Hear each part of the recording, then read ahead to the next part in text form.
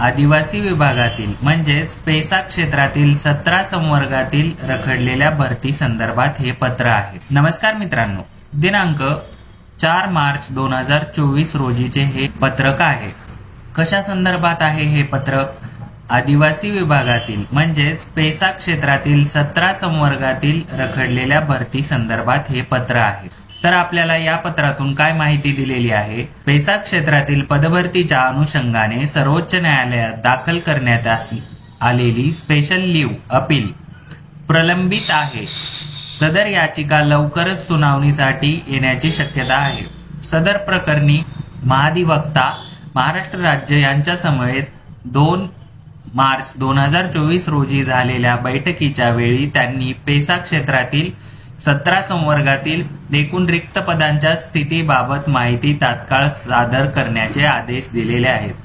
म्हणजे मित्रांनो, आपले जे 17 संवर्गातील पदभरती ही पेसा संदर्भात सुरू असलेल्या केसमुळे जी रखडलेली आहे त्याचे निकाल लवकरच आपल्याला बघायला मिळणार आहेत। यासाठी माननीय महाधिवक्ता महाराष्ट्र राज्य यांच्या समवेत 2 मार्च 2024 रोजी बैठक झाली होती आणि या बैठकीमध्ये 17 संवर्गातील एकूण रिक्त पदांच्या स्थितीबाबतची माहिती तात्काळ त्यांनी मागवलेली आहे।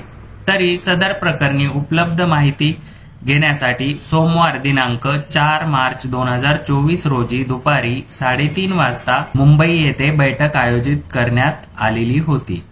तरी सोबत जोडलेल्या विवरणपत्रातील माहिती सह बैठकीस उपस्थित राहण्याचे त्यांना आदेश दिलेले होते। तर काय आहेत या विवरणपत्रामध्ये?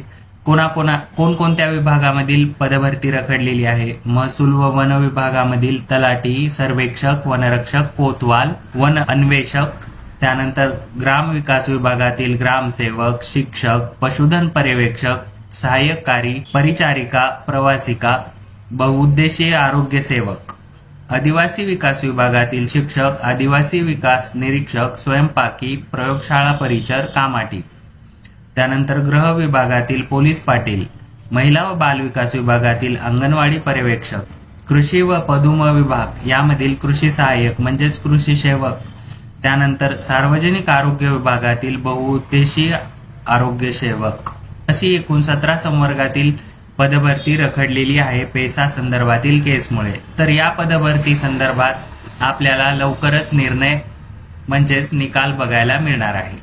अशाच नवनवीन अपडेटसाठी ॲग्रीकट्टा यूट्यूब चॅनल सबस्क्राईब करून ठेवा। धन्यवाद।